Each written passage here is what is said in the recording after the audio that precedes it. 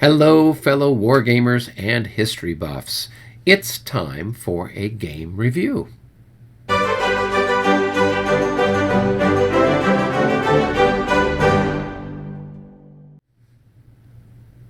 Hey everybody, today we are looking at the French Empire series game Marengo. I had done a video on it a few weeks back talking about the different components of the game, and I've had a chance to play the game both as a solitary game as well as a face-to-face with my friend Robert, and I thought I would share my ideas and opinions of the game, and we'll kind of go through it step by step, looking at the various criterion that I think are important for most of us here at the channel. Here we go. So first off, let's talk about the presentation of the game. Now, when we talk about presentation, we're looking at a number of factors. One, the components of the game themselves. So the map, the counters, the rule books, scenario booklets, player aids, all those bits and pieces, as well as the quality of the rules, how well they're written, how understandable they are. In this particular game, I would say that the presentation is excellent. I was really very pleased with the counters, that is the little pieces. The maps are very nice, very clean. The terrain is very easy to see, and you can really get a sort of a feel of the topography there. The player aids were very nice. The rule books and the scenario booklets were all full color, nice quality paper, many illustrations and samples of play that were included, so that was very helpful. And so all together with those different elements in, I was very pleased with it. As far as sort of one thing I wasn't too wild about, the whole thing comes in a canister. So it comes in a rolled tube. And so the problem with that is, like, how do you store it? So I like the idea that I can keep my maps rolled up in there. That's great. The downside is I can't fit it in my cupboard. But other than that, that's my only complaint when it comes to the presentation. The rules were easy to read. They're fairly clear, even though they're originally written in French. Translation has been done that's fairly well. There's a few places here or there where it's a little, where I think they talk about horse artillery and they really mean unlimbered artillery type of a thing. So they kind of mix up a few words here and there, but otherwise pretty easy to get through, pretty easy to understand. Next category we're going to be looking at is historical flavor. So for historical flavor, this is where we're trying to see how well the game captures some of the different important elements of Napoleonic warfare, Napoleonic history. So in this particular case, I say they do a very good job. And there's a couple of reasons why. They have an order system for the units and the various commands. And this, even though you as the commander can see everything that's going on the battlefield, there's delays in transmitting the orders. There's a possibility that orders will get lost. There's only a certain amount of orders each commander can give. So it kind of captures the limitations and certainly the frustrations that are inherent to the command and control during that time period where you've got to wait on couriers taking stuff here and there. It does force the players to sort of plan ahead on where they want to try to send their reinforcements or where they want to try to make their attack, knowing that it might be 2 or 3 turns before things are actually put in motion. And so that adds a very fun and challenging element to it, so you don't have perfect control over everything. The other thing that I liked very much was that it has sort of these random events cards. That is, every other turn, either the French or the Austrian player is drawing a card, and that's going to affect them for that turn. And usually the effect is something that's deleterious to their side. So it might be smoke that obscures batteries of a particular division, therefore you can't fire. Could be something where Kellerman is knocked off his horse and he's temporarily out of the battle. Any number of different things that can happen. Some of them are historical things that actually happened in the battle. Others are things that might have happened at any battle during that time period. What's nice is with these cards, it adds a certain amount of chaos to the game so that even though you think you've got everything wonderful and perfect, something comes along and kind of throws a wrench into it. So I kind of liked that. The other thing that was very nice with that is that there are more sort of random events cards than there are opportunities for them to be drawn any given game.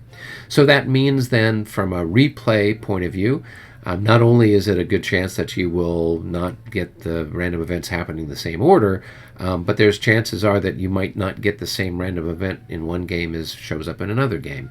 So that is kind of a nice feature, so that way you're not expecting, oh, this card's going to show up. You don't know. There's more cards, more random events cards than opportunities to draw. So that's a nice feature. The next thing has to do with the units themselves. So our infantry have the ability to form square and column and line, and you've got your cavalry charges, and you've got your various types of leaders and formations that can be done. This is all good, very good for kind of being able to do the things that are important for a gamer, capturing the strategy and particularly the tactics of the Napoleonic era. And so in that regard, does a very good job. Now, the next item is playability. And this one, this game scores very well. It is a game that is easy to learn. It's easy to play. When I was playing it face-to-face with my friend Robert, it went very smoothly back and forth with us activating the commands. The combat system was very smooth and very clear as well. And so in that regard, the game was easy for us to learn, and it moved at a nice pace. For solitaire, I think it works well as also. Principally because you do have sort of the vagaries of machinations of fate, if you so to speak, where your orders could get lost or delayed. Obviously, the random events are going to come up that might spoil things. So that adds some spice. It adds some confusion. It makes the game, if you're a solitaire player, it adds a little bit of something to it. So it's not just purely right down the line, everything you want to have happen happens kind of a thing.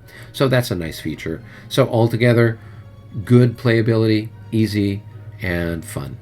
The next category is mechanics. And in this particular case, we're talking about the game mechanics. That is, how the rules work, how they function. Are they appropriate for the type of game and era that we're working on?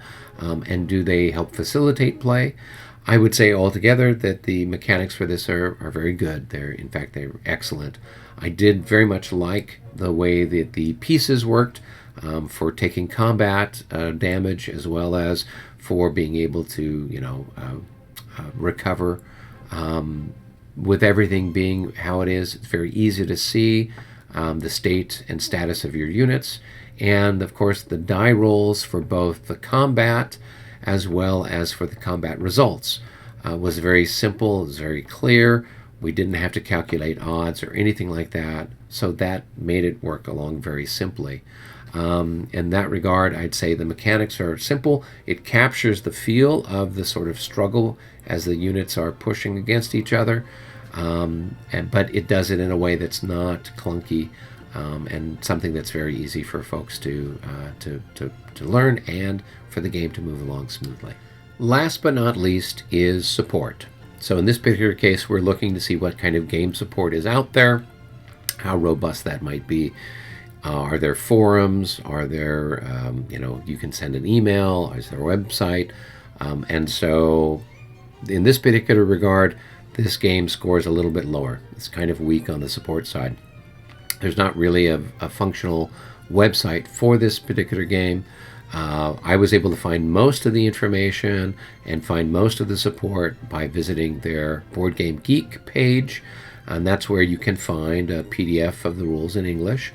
You can also then see some videos that the game designer put together that talk a little bit about some of the elements of combat. It would have been nice if they'd had a video that went into more depth with some of the other elements of the game, such as the order system. The other thing is that you can find there a rather extensive example of play, however it's written in French. So you just need to run that through your Google Translator and read it in whatever language you prefer. So that's kind of it as far as the game support goes. So not the best in the universe, but not the worst either.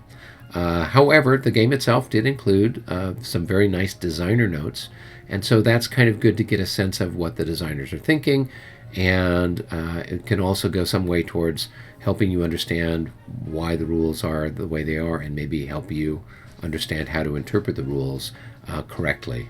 So, a little weak on game support.